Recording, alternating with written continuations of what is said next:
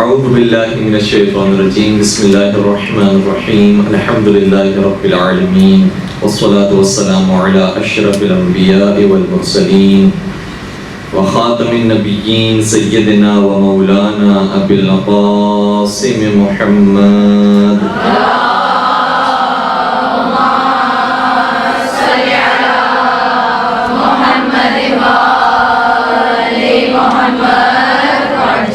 وعلى أهل بيته الطيبين الطاهرين المعصومين المظلومين الذين أذهب الله عنهم الرجس وطهرهم تطهيرا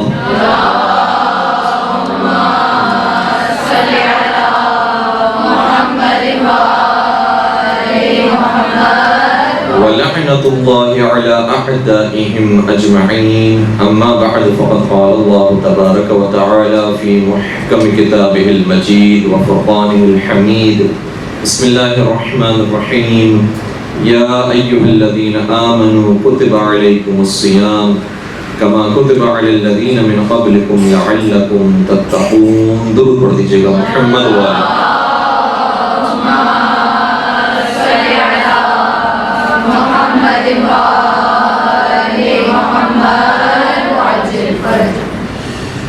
آج چونکہ شاید ہمیں روزے سے متعلق گفتگو کرنی تھی اس لیے مائک بھی تھوڑا سے روزے کا عادی بنا رہے ہیں ہمیں اور کچھ حد تک ہم نے گزشتہ ہفتے روزے سے متعلق گفتگو کرنے کی کوشش کی تھی کہ روزے وہ ہیں کہ گزشتہ انبیاء پر واجب تھے ان کی امتوں پر واجب نہیں تھے لیکن نبی اکرم صلی اللہ علیہ وسلم کی امت کو یہ اعزاز حاصل ہوا اور چھٹے سرکار شاہ فرماتے ہیں کہ یہ فضیلتوں میں سے ایک فضیلت ہے کہ نہ صرف یہ کہ رسول اللہ پر روزوں کو فرض کیا گیا بلکہ ان کی امت پر بھی فرض کیا گیا اور پھر چھٹے سرکار کا وہ جملہ بڑا خوبصورت ہے کہ شاہ فرماتے ہیں کہ لذت ما فی النداء ازالت تعب العبادہ. اس جملے کو سمجھنے کے لیے ایک چھوٹی سی مثال عرض کروں کہ کوئی بھی کسی جگہ کا ملازم ہوتا ہے تو اس کا باس بہت سارے احکامات اس کو جاری کر رہا ہوتا ہے کہ یہ کام کرو یہ کام کرو میرے لیے پانی لے کر آ جاؤ یا میرے لیے چائے لے کر آ جاؤ یا دروازہ بند کر دو یا کرسی آگے کر دو. تو یہ چھوٹے چھوٹے کام کے لیے باس عام طور پر مقدمات کو اختیار نہیں کرتا یعنی ایک لمبی چوڑی تمہید نہیں مانتا کہ تمہیں جو میں کام دے رہا ہوں وہ تمہارے فائدے میں ہے. تم سے پہلے والے بھی جو لوگ تھے وہ بھی اس طرح سے کام کرتے تھے تم ایک بہت اچھے میرے دوست ہو. اس طرح سے مقدمات نہیں باندھی جاتی جو چھوٹے چھوٹے کام ہوتے ہیں اس کے لیے. لیکن اگر کوئی بڑا مشکل کام ہو مثال کے طور پر اگر کوئی باورچی ہے تو اس کو کہا کہ آج تمہیں میرے لیے 4 مختلف قسم کے کھانے تیار کرنے ہیں اور ایک اچھا سا میٹھا بھی تیار کرنا ہے اور اچھا سا دسترخوان لگانا ہے میرا آج یہ دل چاہ رہا ہے. تو اگر کوئی مشکل کام دیا جاتا ہے تو اس میں تھوڑے سے مقدمات باندھے جاتے ہیں. مثال کے طور پر یہ کہ آج چونکہ میری برتھ ڈے ہے اور میں آج چاہتا ہوں کہ سب مل کر ایک پارٹی رکھیں اور تم بہت اچھا کھانا پکاتے ہو تو میرے وفادار ہو اور میرے بہت قریبی ہو میں تم سے پیار کرتا ہوں اس لیے اگر ہو سکے تو 4 ڈشز میرے لیے اور کولیگز کے لیے تیار کر دینا. تو اس وقت عام طور پر مقدمات باندھے جاتے ہیں جب کوئی مشکل کام باس اپنے نوکر یا خادم کو دینے والا ہو. اس آیت کے اندر جس طرح سے پروردگار مقدمات باندھ رہا ہے یہ مقدمات اور یہ تمہیدات نہ نماز کے معاملے میں ہمیں نظر آتی ہے نہ زکوٰۃ کے معاملے میں نظر آتی ہے نہ حج کے معاملے میں نظر آتی ہے نہ دیگر اور احکامات اور عبادات کے اندر نظر آتی ہے. روزہ نہ جانے کیسی عبادت ہے کہ پروردگار جو خالق کائنات ہے جو خالق انسان ہے جس نے اتنی نعمتیں دی ہیں لیکن اس کے باوجود ہم سے گویا ہمدردی کرتے ہوئے چند جملوں کو ادا کر رہا ہے کہ یا ایھا الذین آمنو اے صاحبان ایمان. گویا میں جو دوسرا حکم دینے جا رہا ہوں وہ وہی انجام دیں گے کہ جو ایمان رکھنے والے ہوں گے.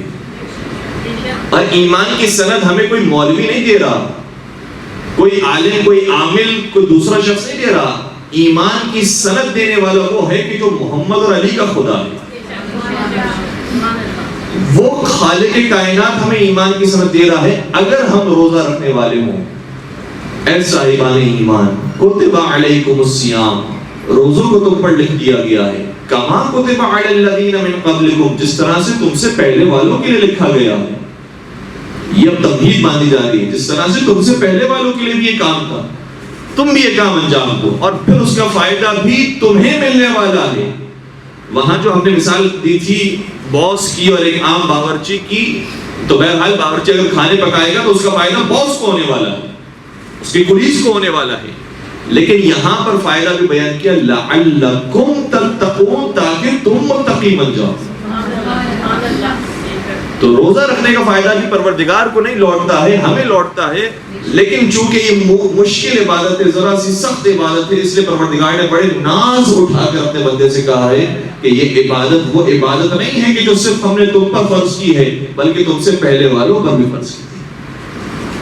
اور پھر جب ہم دیکھتے ہیں کہ پہلے والوں پر فرض کی گئی تھی تو معلوم ہوتا ہے روایات کے ذریعے کہ انبیاء کرام پر یہ عبادت فرض کی گئی تھی جو پروردگار عالم نے ہمارے اوپر بھی فرض کی گئی.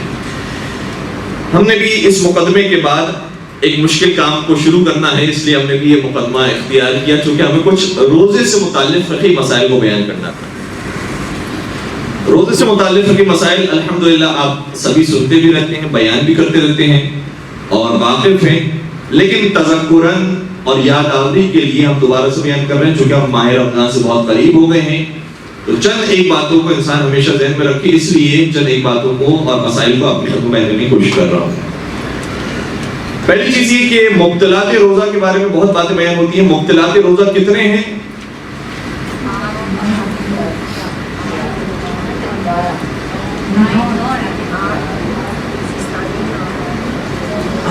یہ جو آواز نکلنے بالکل آپ حق بجانب ہیں، چونکہ آیت اللہ سستانی کے نزدیک اگر ہم توضیح مسائل کی فہرست دیکھیں تو انہوں نے ویسے 9 لکھے ہیں مبطلات روزہ، لیکن ان میں سے ایک وہ ہے کہ جو خود آغا سستانی کے فتوے کے مطابق نہیں ہے بلکہ مشہور قول کے بنا پر ہے. وہ مشہور قول یعنی اکثر علماء کہتے ہیں کہ وہ بھی مبطلات روزہ میں سے ہے، ورنہ آغا سستانی کے فتاوی کے مطابق صرف 8 ایسی چیزیں ہیں جو مبطلات روزہ میں سے ہیں. مبطلات روزہ کا مطلب کیا ہوتا ہے؟ وہ چیزیں کہ جس سے روزہ باطل ہو جاتا ہے. اس میں خود آپ ہی میرا ساتھ دیجیے گا اور فہرست بتائیے گا. سب سے پہلی چیز کھانا پینا، اس کو ایک مبطلات روزہ میں شمار کیا گیا ہے. کھانا پینا ایک سال بیان کیا گیا. دوسری چیز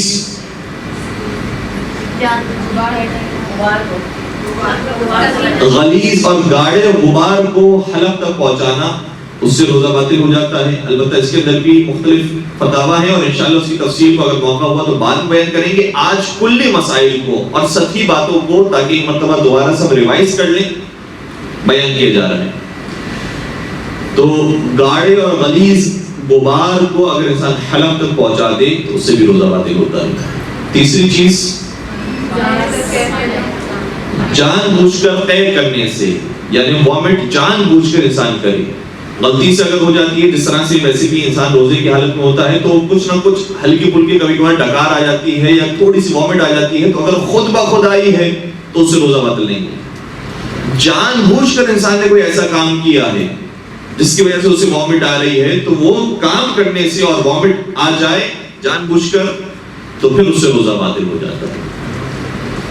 اور پھر وامٹ بھی اگر آ جاتی ہے تو باہر پھینک دینا ہی ذمہ داری ہے. اگر اسے بھی ہم نے نگل لیا تو اس سے بھی روزہ باطل ہو جائے گا. یعنی اس کا وہی حکم ہوگا کہ جیسے کھانے پینے کا حکم ہوتا ہے، کیونکہ کھانے پینے کے اندر یہ کوئی ضروری نہیں ہے کہ کھانے کی چیز ہو اور پھر ہم نے کھائی ہو تو روزہ باطل ہوتا ہے.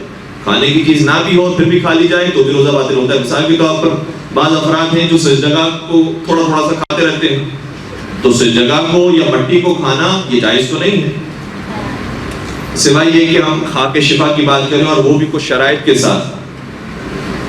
تو چاہے وہ کھانے کی چیز نہ بھی ہو تب بھی انسان کھا لے تو روزہ باطل ہو جاتا ہے. اسی طریقے سے غلطی سے وامٹ آ جائے تو اسے بھی اسپل آؤٹ کر دینا ہے، باہر پھینک دینا ہے. اگر اسے بھی کھا لیا گیا اور نگل لیا گیا تو روزہ باطل ہو جائے گا.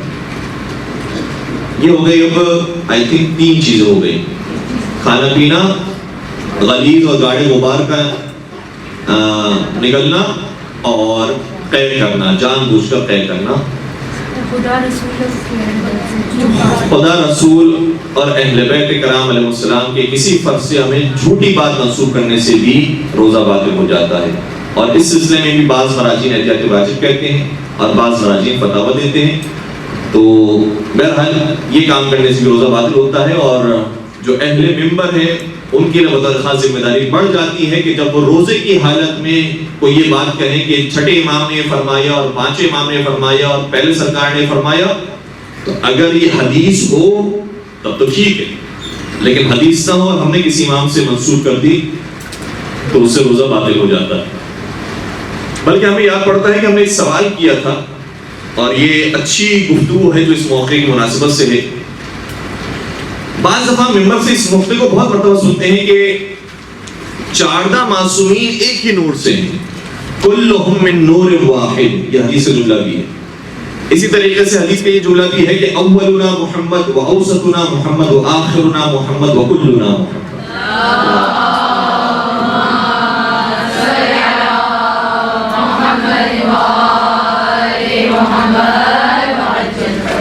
تو کبھی کبھار اس انداز سے گفتگو کی جا رہی ہوتی ہے اور بیان کیا جا رہا ہوتا ہے، ایک لحاظ سے وہ ٹھیک ہے بات کہ اگر کوئی یہ کہتا ہے کہ سب کے سب محمد ہیں، تو اگر مولا علی نے کوئی حکم دیا ہے تو وہ صرف مولا علی کا حکم نہیں ہے بلکہ نبی اکرم کا حکم ہے. اگر امام حسین نے کوئی بات کہی ہے تو وہ صرف امام حسین نے نہیں کہی ہے بلکہ وہ مولا علی نے بھی کہی ہے، مولا حسن نے بھی کہی ہے اور نبی اکرم نے بھی کہی ہے.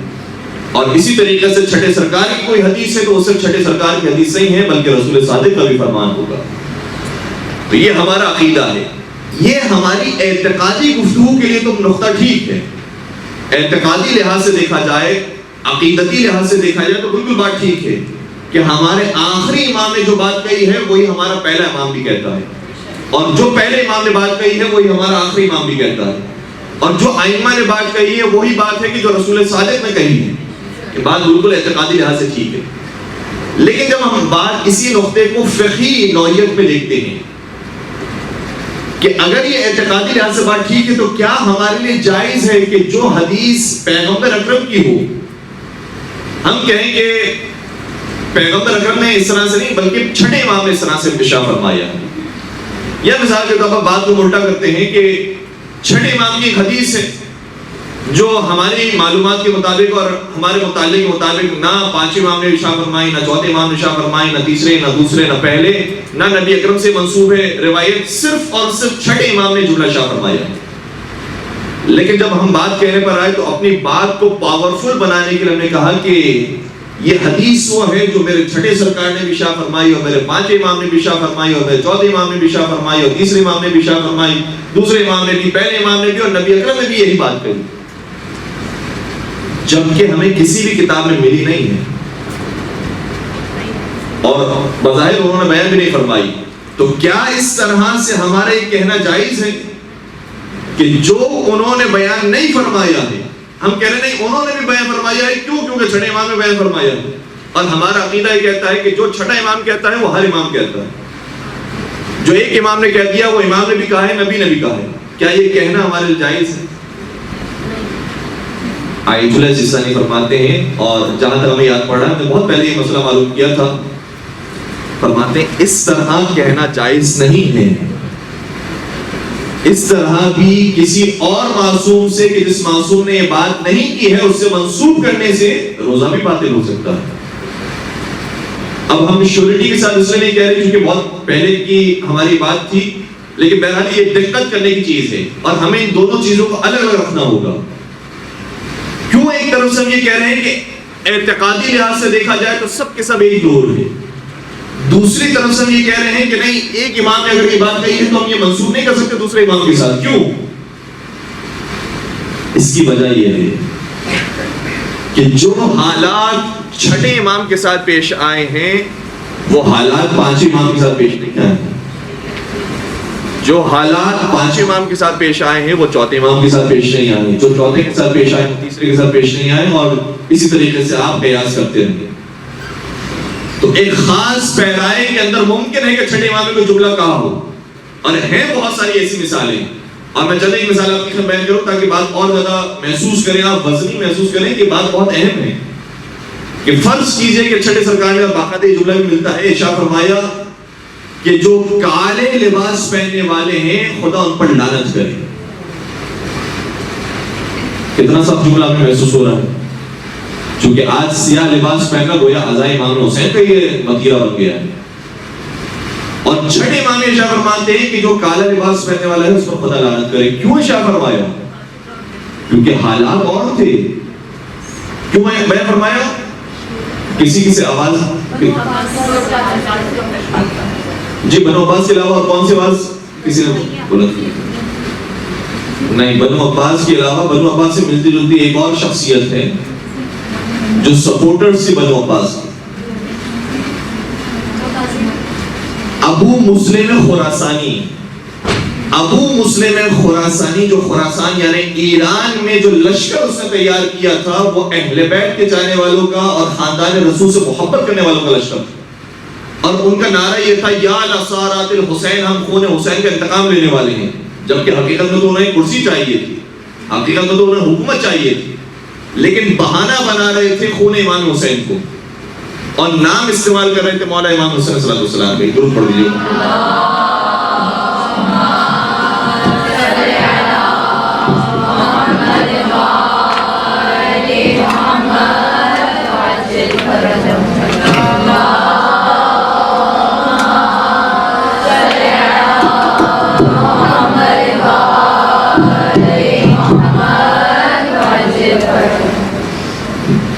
ہم یہ عرض کر رہے ہیں کہ ابو مسلم خراسانی کا لشکر اور ابو مسلم خراسانی نام استعمال کر رہا ہے، امام صادق کا نام استعمال کر رہا تھا، امام حسین کا، اور کئی مرتبہ اس نے یہ چاہا کہ امام صادق کی تائید اسے حاصل ہو جائے تاکہ اس کے لشکر کی تعداد میں اور اضافہ ہو جائے. لیکن کبھی بھی چھٹے سرکار نے اس کی تائید نہیں کی، بلکہ ہمیشہ مذمتی بیانات جاری کرتے رہے.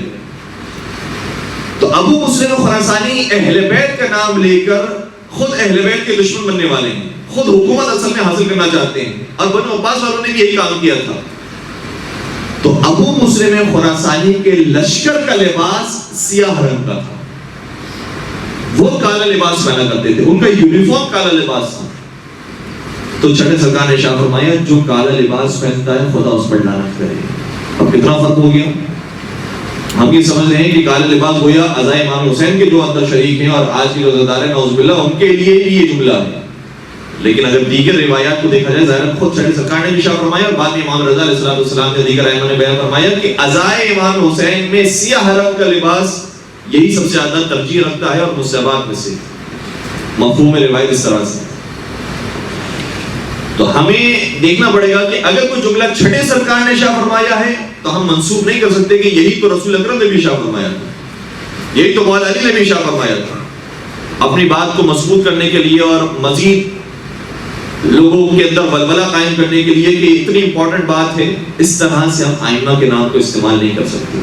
جس امام نے بیان فرمایا ہے اور جس امام کے بارے میں ہمیں معلوم ہے انہی کے نام سے وہ حدیث بیان کی جا سکتی ہے. تو اللہ، رسول اور ائمہ علیہم السلام سے کوئی جھوٹی بات منسوب کرنے سے بھی روزہ باطل ہو جاتا ہے. یہ 4 باتیں ہو گئی. 5ویں بات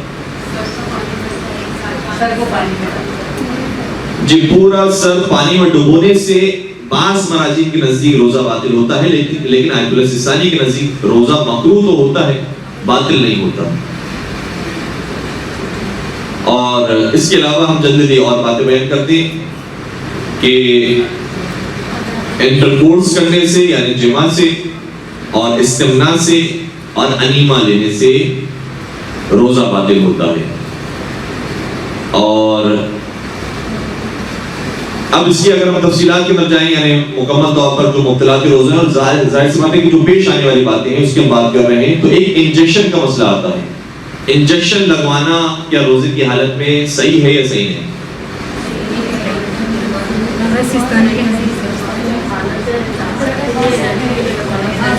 تقریباً ہمیں جو آوازیں موصول ہو رہی ہیں سبھی اپنے مقام پر ٹھیک ہے. آیت اللہ سستانی فرماتے ہیں کہ ہر طرح کی انجیکشن جائز ہے. ہر طرح کی انجیکشن کا کیا مطلب ہے؟ 3 قسمیں کی ہے مراجعین نے انجیکشنز کی. ایک وہ افراد انجیکشن لگواتے ہیں کہ جو کسی مرض میں مبتلا ہیں اور دوائی کا انجیکشن ہے. ان کو خاص ڈوز چاہیے ہر 8 گھنٹے کے بعد، ہر 12 گھنٹے کے بعد، اور روزے کی پیریڈ میں وہ ڈوز لگانا ضروری ہے. تو انجیکشن اگر دوائی کا ہے تو کیا حکم ہے؟ اگر نقاہت ہو گئی ہے اور طاقت حاصل کرنا چاہتے ہیں اس کے لیے لگایا جا رہا ہے تو کیا حکم ہے؟ اور کوئی نقاہت، کوئی کمزوری نہیں ہے، ویسے ہی لگوانا چاہتے ہیں اور مزید طاقت کے لیے تو کیا حکم ہے؟ آیت اللہ ثانی فرماتے ہیں تمام قسم کے انجیکشن جائز ہیں، تمام قسم کے انجیکشن لگوانا جائز ہے، ڈرپ ہو، انجیکشن ہو. کیوں؟ ان کا مبنی اس طرح سے ہے کہ وہ کھانا جو حلق سے ہوتا ہوا جاتا ہے شکم میں، اس سے روزہ باطل ہوتا ہے. باقی انجیکشن سے اگر طاقت مل رہی ہے تو اس سے روزہ باطل نہیں ہوتا. لیکن اگر دیگر مراجعین کے مقلدین یہاں پر موجود ہیں تو بہرحال اس بارے میں وہ اپنے مراجعین سے رجوع کریں اور توضیح المسائل جو کی مراجعین کو اس کو ضرور پڑھیں کہ کیا طاقت کا انجیکشن لگوانا جائز ہے یا جائز نہیں ہے روزے کی حالت میں، اور اسی طریقے سے بغیر کسی وجہ کے کیا انجیکشن لگوانا یہ جائز ہے یا جائز نہیں ہے. البتہ دوائی کا انجیکشن تقریباً تمام ہی مراجعین کے نزدیک لگوانا جائز ہے اور اس سے روزہ باطل نہیں ہوتا. اچھا، خواتین کے حوالے سے ایک اور اہم مسئلہ ہے جو ہم بیان کرنا چاہ رہے ہیں، وہ یہ ہے کہ حالت جنابت میں، حالت حیض میں اور حالت نفاس میں روزہ ٹوٹ جاتا ہے. اگر روزہ رکھا گیا ہے اور دوران روزہ یہ کیفیت پیش آئی ہے، البتہ ہم صرف ابھی حیض و نفاس کی بات کر رہے ہیں، جنابت کے احکامات تھوڑے سے مختلف ہیں. تو حیض و نفاس آتے ہی روزہ ٹوٹ جاتا ہے اور اس روزے کی قضا بھی کرنا ضروری ہے. جس طرح سے باقی آئندہ آنے والے جو روزے ہوں گے جس میں یہ ایام جاری رہیں گے ان کی قضا کرنا ضروری ہے، اسی طریقے سے اس روزے کی بھی قضا کرنا ضروری ہے چاہے ہم نے کچھ حد تک روزہ رکھ لیا ہو. بلکہ مراجعین نے اس میں بھی ظاہر اتفاق ہے، کوئی کسی کا کوئی خاص نظریہ نہیں ہے، سبھی ایک متفق علیہ فتوی کو مانتے ہیں. وہ یہ ہے کہ مغرب کی اذان سے 1 منٹ پہلے بھی اگر یہ ایام شروع ہو جائیں تب بھی وہ روزہ باطل ہو جائے اور اس روزے کی بھی قضا کرنا ضروری ہو. اور اسی طریقے سے جب تک ایام جاری ہے اس وقت تک روزہ نہیں رکھا جا سکتا، ان تمام روزوں کی قضا کرنی ہے. اور فرض کیجئے کہ آذان فجر کی جیسے ٹائم شروع ہوا اور اس کے کچھ دیر کے بعد ایام وہ ختم ہوئے ہیں تب بھی وہ روزہ شمار نہیں ہوگا اور اس روزے کی بھی قضا کرنا ضروری ہوگا. تو یہ اتنا کروشل مسئلہ ہے اور اتنا حساس مسئلہ ہے کہ ذرا 1-2 منٹ بھی آگے پیچھے ہو گیا تب بھی وہ روزہ ہمارا باطل ہو جائے گا، روزہ باطل ہو جائے گا اور اس کی قضا کرنا بھی ضروری ہے. اچھا، ایک سوال اور کیا جاتا ہے وہ یہ ہے کہ، اور یہ زیارات کے اندر بھی بہت پیش آتا ہے، عمرے کے اندر، حج کے اندر بطور خاص بہت زیادہ پیش آتا ہے کہ کیا دوائیاں کھانا جائز ہے کہ جس کی وجہ سے ماہ رمضان کے روزے ہم مکمل طور پر ادا کر سکیں. آیت اللہ ثانی کا مسئلہ عرض کر رہے ہیں، شاید اس کے اندر کچھ مراجعین اجازت نہیں بھی دیتے ہیں، لیکن آیت اللہ ثانی فرماتے ہیں کہ اجازت ہے کہ دوائیوں کے ذریعے بھی اگر ہم پورے ماہ رمضان کے روزے رکھنا چاہیں اور درمیان میں ایام نہ آئیں تو دوائیاں کھائی جا سکتی ہیں اور پورے ماہ رمضان کے روزے رکھے جا سکتے ہیں اور پھر روزوں کی قضا کرنا بھی ضروری نہیں ہوگا کہ ہم احتیاطاً یہ کہیں کہ 6 دن یا 7 دن یا فلاں بعد میں ہم قضا بھی کریں. قضا بھی کرنا ضروری نہیں ہے، یہ روزے وہ ہوں گے کہ جو بالکل درست مانے جائیں گے اور پورے ماہ رمضان کے روزے ہم نے گویا ادا کیے ہیں ایسا ہی مانا جائے گا.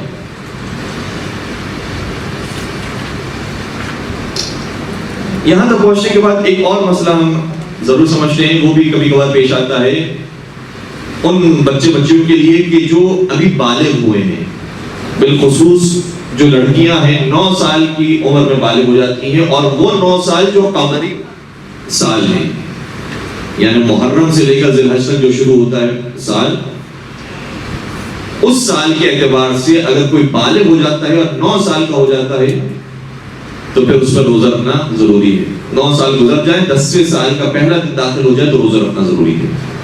اب ہم ایک مثال دیتے ہیں تاکہ بات اور زیادہ واضح ہو جائے. مثال کے طور پر 15 شعبان کو کسی کی پیدائش ہوئی تو 15 شعبان سے ہمیں اب سال کاؤنٹ کرنا ہے.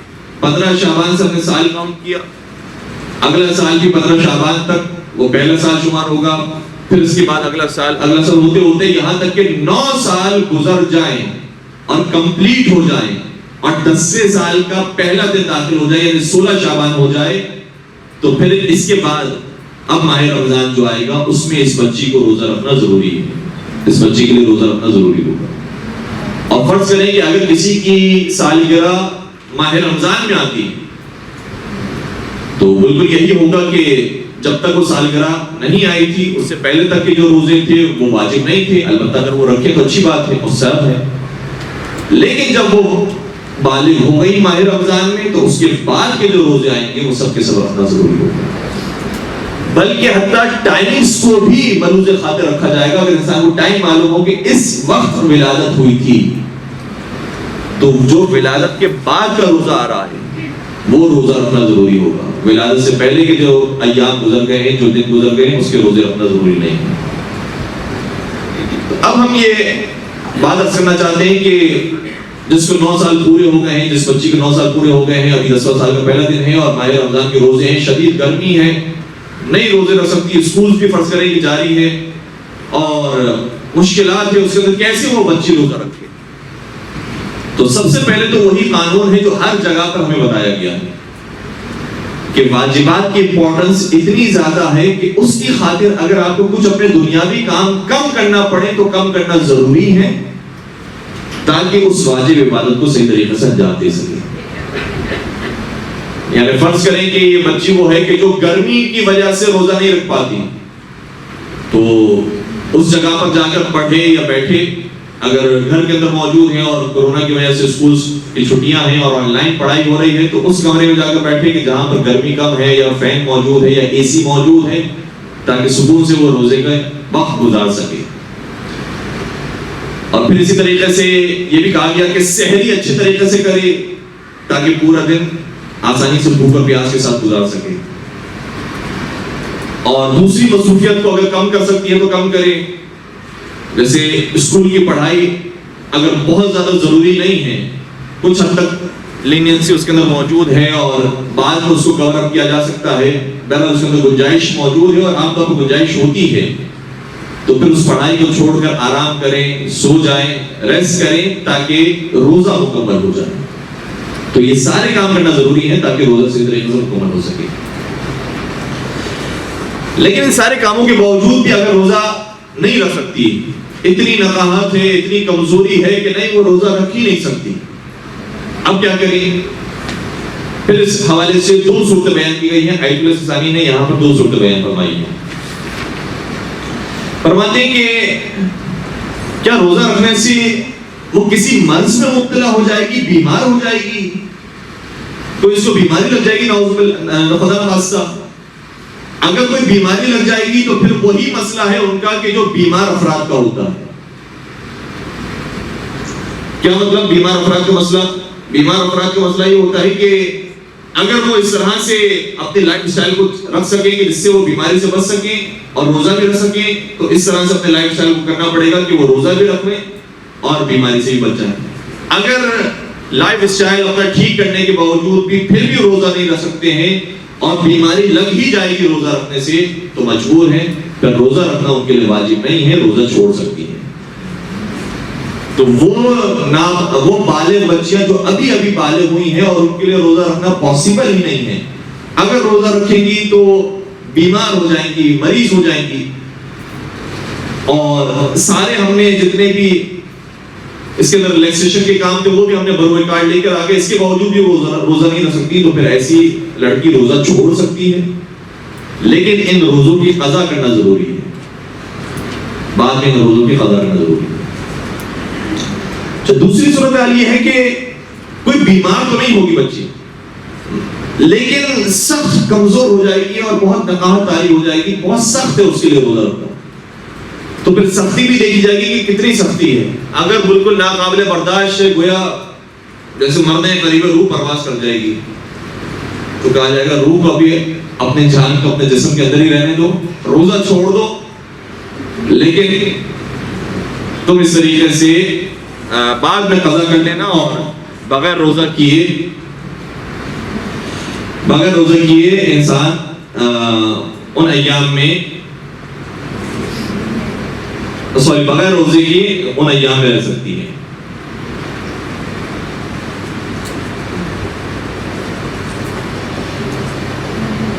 اچھا اس کے اندر ایک اور چیز ہے جو آیت السلام نے بطور خاص بیان کی ہے، وہ یہ ہے کہ بہت مشکل ہے اس کے لیے روزہ رکھنا، تو ایسا بھی نہیں کہ بالکل ہی روزہ نہ رکھے، بلکہ اپنے روزے کو شروع کرے اور قربت مطلقہ کی نیت سے شروع کرے. اب یہ مشکل ٹرمز آ رہی ہیں اور میں نہیں چاہتا تھا کہ ان مشکل ٹرمز کو استعمال کروں، لیکن مجبوری ہو رہی ہے میرے لیے بھی کہ ان اصطلاحات کو استعمال کروں. قربت مطلقہ کا مطلب یہ ہوتا ہے کہ صرف اور صرف قربت اللہ کی نیت سے اس روزے کو شروع کرے، نہ یہ روزہ کی نیت کرے کہ یہ میں واجب روزہ رکھ رہی ہوں، نہ مستحب روزہ رکھ رہی ہوں، کوئی نیت نہ کرے، واجب اور مستحب کی وجہ سے کوئی نیت نہ کرے، صرف یہ کہے کہ میں قربت اللہ یہ روزہ شروع کر رہی ہوں. قربت مطلقہ اس کو کہا جاتا ہے. قربت اللہ کی نیت سے صرف روزہ شروع کر رہی ہوں، اور جب تک خدا نے ہمت دی میں روزہ رکھوں گی. جب خدا نے ہمت مجھ سے سلب کر لی اور بہت پیاس اور بہت بھوک لگنے لگی، تو آیت السلام فرماتے ہیں کہ اتنا پینا اور اتنا کھانا اس کے لیے جائز ہو جائے گا کہ جس کے بعد مزید وہ اپنے روزے کو کنٹینیو کر سکے. صرف اتنا پانی وہ پی سکتی ہے کہ مزید اور کنٹینیو کر سکے یہاں تک کہ افطار کا وقت آ جائے اور پھر وہ افطاری کرے. یہاں تک بات پہنچ گئی؟ جی اب بڑا ایک مشکل مسئلہ ہے اور بہرحال وہ حکم پروردگار ہے، اس لیے عرض کرنا بھی ضروری ہے کہ چونکہ اس نے تھوڑا سا پانی پی لیا تاکہ میری جان بھی بچ جائے اور میرا روزہ بھی بچ جائے، تو یہ والا روزہ بچ تو گیا، لیکن چونکہ پانی پینے والا کوئی روزہ ہوتا نہیں ہے اس لیے اس کو قضا بھی کرنی پڑے گی. اس روزے کی اسے قضا بھی کرنی پڑے گی جس میں وہ تھوڑا سا پانی پی کر اپنے روزے کو کنٹینیو کرتی ہے، تھوڑا سا کھانا کھا کر اپنے روزے کو کنٹینیو کرتی ہے. جی نہیں، کفارہ نہیں دینا ہوگا اس لڑکی کو، لیکن کفارہ دینا ہوگا کہ جو پرواہ کیے بغیر کھانا کھا رہی ہے کہ میں تو ابھی بہت چھوٹی ہوں، ابھی 10 سال کی ایج میں کون روزہ رکھتا ہے، اور وہ ناشتہ کر رہی ہے، کھانا کھا رہی ہے، اس کو کفارہ بھی دینا ہے اور قضا بھی کرنا ہے. لیکن وہ بچی کے جو احکام شریعت پر عمل کرتے ہوئے روزہ رکھنے کی کوشش کرتی ہے، یہاں تک کہ اس کی حالت بہت خراب ہو جاتی ہے اور کھانے پینے کے ذریعے ہی اس کی حالت ٹھیک ہو سکتی ہے، تو تھوڑا سا کھانا پینا کر کے اپنے روزے کو کنٹینیو کرے یہاں تک کہ افطار کا وقت آ کر افطاری کرے. لیکن پھر ان روزوں کی جو اس طرح سے اس نے توڑے ہیں اس کی قضا ماہ رمضان کے بعد کرنا ضروری ہوگا. اور ماہ رمضان کے بعد وہ کبھی بھی کر سکتی ہے، جب سردیوں کے دن آئے، چھوٹے دن آ جائیں یا اسے زیادہ طاقت محسوس ہو، تو ان ایام کے اندر ان روزوں کی قضا کر سکتی ہے. سوری آپ کی آواز ٹھیک طریقے سے نہیں ہے. اگر اسی سال کر لے تو بہت ہی اچھی بات ہے، لیکن اگر اس سال نہ بھی کر سکیں تو آئندہ آنے والے سالوں میں کریں گی وہ روزے کی قضا. لیکن جب آئندہ سال تک وہ روزوں کی قضا نہیں کر پائیں گی تو پھر تاخیر کا فدیہ بھی نکالنا پڑے گا، جو ایک سال روزے نہ رکھنے کی وجہ سے ہر انسان پر تاخیر کرنے کا جو فدیہ واجب ہوتا ہے، اور فدیہ کا مطلب 750 گرام کھانے پینے کی کوئی بھی چیز یا آٹا کسی مستحق فقیر کو دیا جائے، یہ فدیہ نکالنا بھی ضروری ہوگا.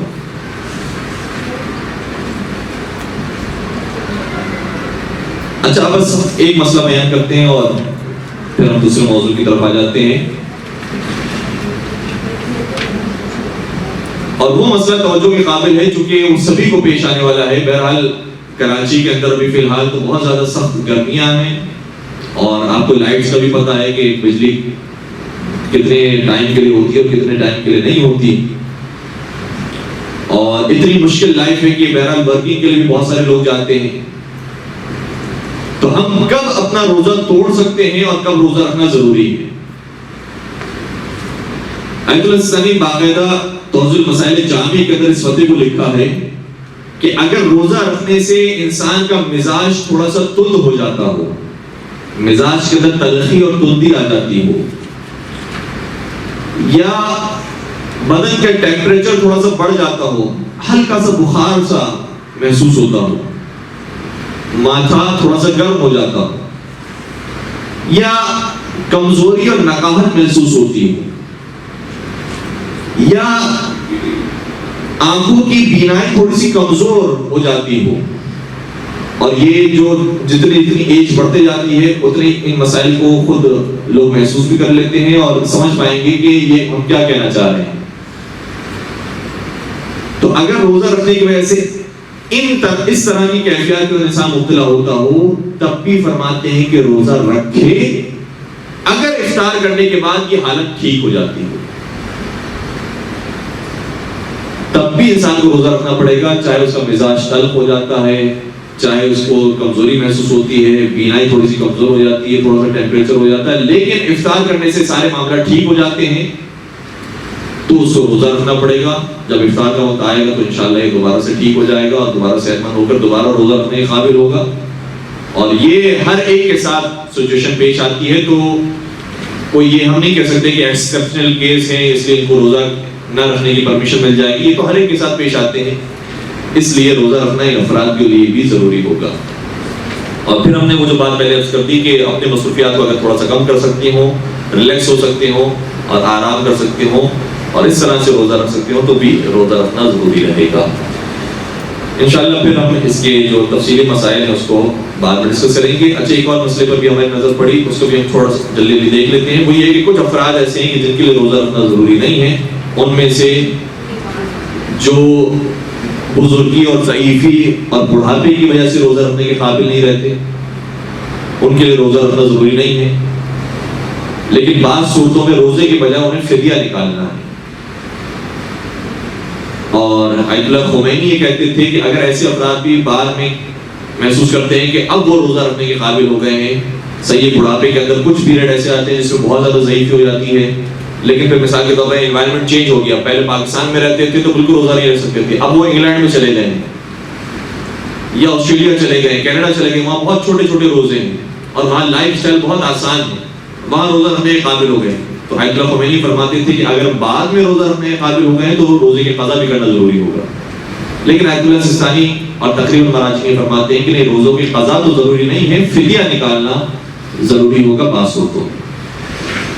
تو بڑھاپے کی وجہ سے اگر انسان روزہ نہیں رکھ سکتا ہو تو روزے اس کے اوپر سے معاف ہیں, لیکن فدیہ بعض صورتوں میں ضروری ہے. اسی طریقے سے اگر کسی شخص کو پیاس کی بیماری ہو, پیاس برداشت نہیں کر سکتا, شاید بہت سارے افراد کہیں گے کہ کاش ہمیں بھی یہ بیماری ہو جاتی تو ہم بھی روزہ اپنے نہیں رکھتے اور کھاتے پیتے, لیکن واقعی جن کو یہ بیماری ہوتی ہے بہت خطرناک بیماری ہے, صرف یہ ماہ رمضان میں نہیں رہتی, پھر پورا سال پوری زندگی کی بیماری ہے. تو وہ افراد کی جو پیاس کی بیماری میں مبتلا ہیں ان کے لیے روزے کی چھوٹ ہے اور وہ روزہ نہیں رکھ سکتے تو نہ رکھیں, البتہ ان کو بھی بعض صورتوں میں فدیہ دینا ہے. تیسری صورت یہ ہے کہ وہ خاتون کے جو پیگننسی کے ایام کے اندر ہیں اور اس وجہ سے کہ وہ خود کے لیے یا نقصان دہ ہے یا بچے کے لیے نقصان دہ ہے اور وہ روزہ نہیں رکھ سکتی ہیں, تو پھر ایسی صورت میں ان پر سے بھی روزہ معاف ہے, لیکن انہیں فدیہ دینا ہے اور بہت ساری صورتوں میں قضا بھی کرنی ہے. اور وہ خاتون کے جو فیڈنگ کے پیریڈ میں ہیں اور فیڈ کروانے کی وجہ سے وہ روزہ رکھنے کے قابل نہیں ہے, اگر وہ روزہ رکھیں گی تو یا خود کے لیے نقصان ہے یا بچے کے لیے نقصان ہے, تو پھر ایسی صورت میں بھی روزہ معاف ہے. البتہ اس کے بھی مزید تفصیلی مسائل ہیں. بعض صورتوں میں بہرحال اسے پھر بھی کوشش کر کے روزہ رکھنا ہے اور فیڈنگ باٹل کے ذریعے یا دوسرے مصنوعی ذرائع کے ذریعے وہ اگر روزہ رکھنے کے قابل ہوتی تو روزہ رکھنا ضروری ہوگا, لیکن اگر روزہ نہیں رکھ سکتی تو پھر فدیہ دینا ہے اور بعض صورتوں میں قضا بھی کرنی ہے. یہ بہرحال ہم نے آج ریوائز کرنے کی کوشش کی ہے روزے کے مسائل کو. انشاءاللہ پروردگار صحیح طریقے سے روزہ رکھنے کے سب کو توفیق نصیب فرمائے اور اس روزے کی وجہ سے جو برکات نصیب ہونے والی ہیں ان برکات کو حاصل کرنے کی خاص توفیق عطا فرمائے اور انشاءاللہ تمام روزوں کو صحت و سلامتی کے ساتھ ادا کرنے کی توفیق عطا فرمائے.